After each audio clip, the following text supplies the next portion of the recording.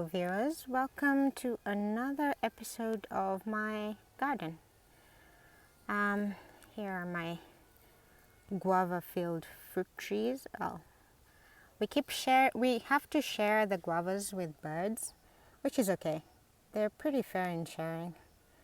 They leave us lots more than they take, so I figure I'll just leave them to their devices. However, that isn't the point of today's video. Today, I have a bucket full of kitchen scraps.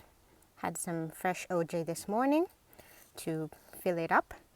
And I've got a compost heap that needs to be turned. And this is where my finished compost lies.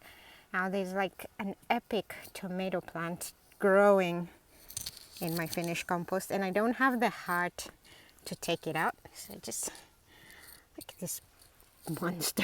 And it's got like tiny little yellow flowers. It's got yellow flowers there. It's looking pretty good.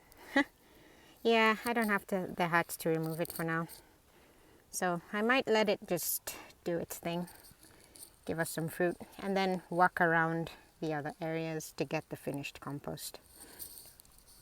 So today I'm going to be sharing how I turn my composts when I don't have another bay to fill them up in. So basically I'm going to remove it from its hip, bring it onto the pathway, and then put it back into the hip. That's the plan. Let's see how we go.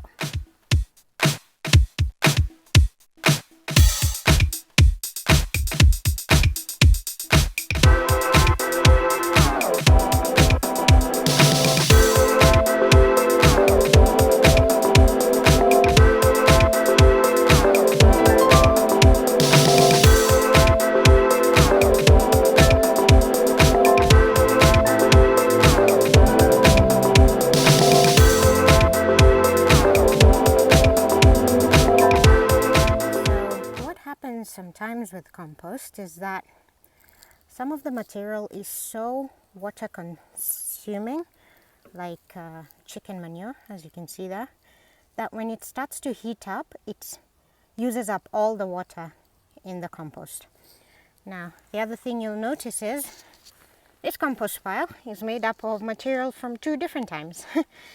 So what's at the bottom is getting really nice and brown, and it's almost complete actually. So it's almost like done breaking down, which is good. That's kind of what you want. So from here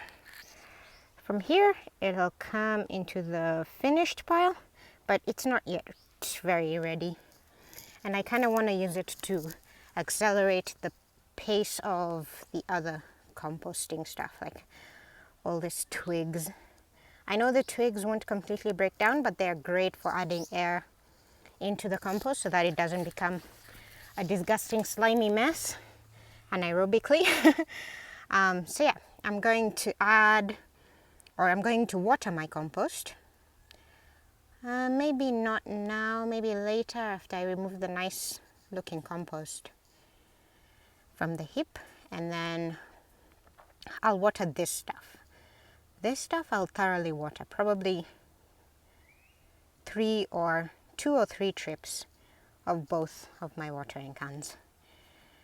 So yeah, let's keep going.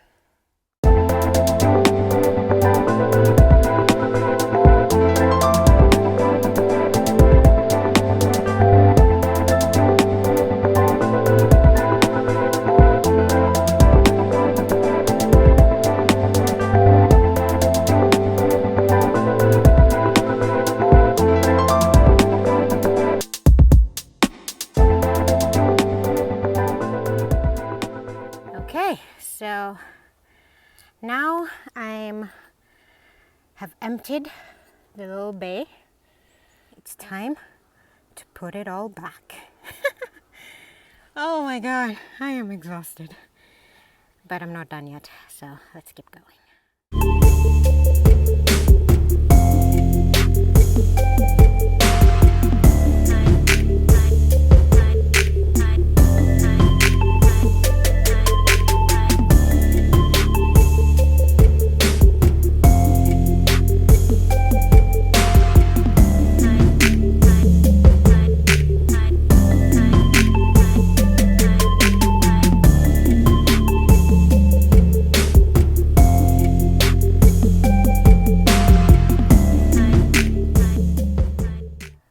Alright, so the basic goal of turning a compost pile is to put everything that was on top on the bottom, which is what I've done.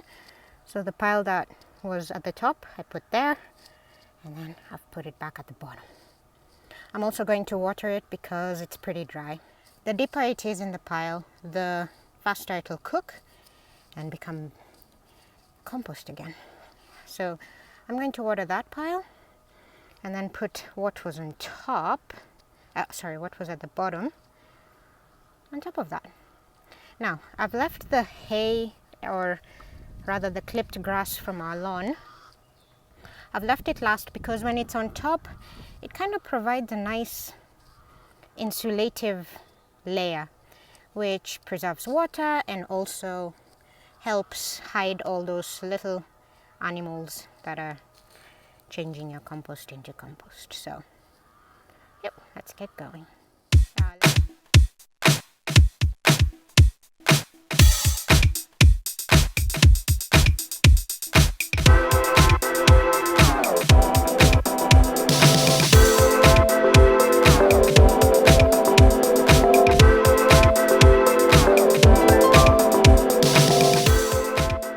Okay, so I've added what was at the bottom on the top. I'm going to give it one more dose of water and then I'll put the hay on the top. Try and cover it, protect it from the elements. Now, the reason why water is important is because the creatures, insects, bacteria, nematodes, fungi that work on compost are actually aquatic. So they live in water, they use water to move around, and so you need it to have plenty of moisture for them to live. Now, they don't need a lake because they're microscopic, they only need about drops, and so the best consistency for your compost is where it's like a wrung out sponge, like the sponge that you use to wash dishes on the sink. If you wring it out, that whatever remains behind, that's kind of the consistency you want. You want to be able to squeeze your compost and get about a drop out of it. Mine's still a little bit dry, but it is moist, and the weather is quite gray, so I'm hoping it'll be raining sometime soon. I'm already using rainwater to water it, so I don't have to worry about chlorine or fluoride or anything else that's usually in tap water or treated tap water. Let's finish this process. Almost there, guys, almost there.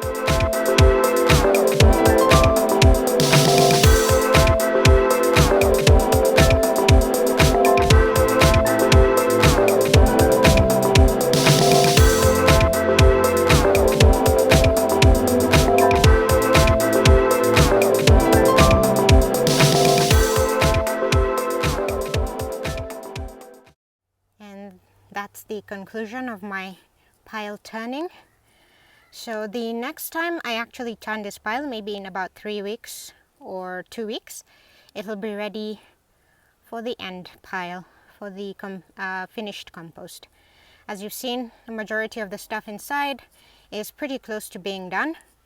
And then once it's in the finished pile, I'll leave it for a few more weeks so that the earthworms can take over, and then it goes to my sieving station. Someone's calling me, so I'll just take that. So, as I mentioned before, I have a full bucket of kitchen scraps to add to the compost, and well, the time has come to do that. I'm going to try and put it in this pile. So this is my first pile where I put all the kitchen scraps, and then that moves to this pile and then finishes on this pile. So I'm gonna try and put it in this pile, which means removing some of the stuff at the top and then like sliding it in, sliding all the trash in the between, and then covering it up again. So yeah, let's see how that goes.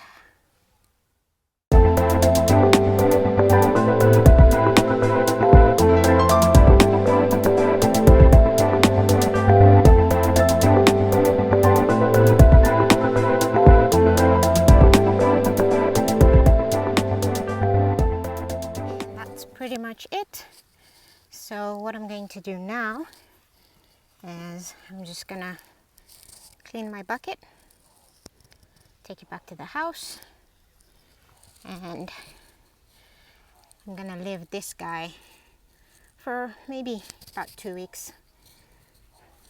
I did say I was using the pitchfork and the forked djembe today, but I also used the spade because the compost had actually formed quite well inside the pile. Thank you for watching to this part. If you made it to the end, thank you very much, and I'll see you next time.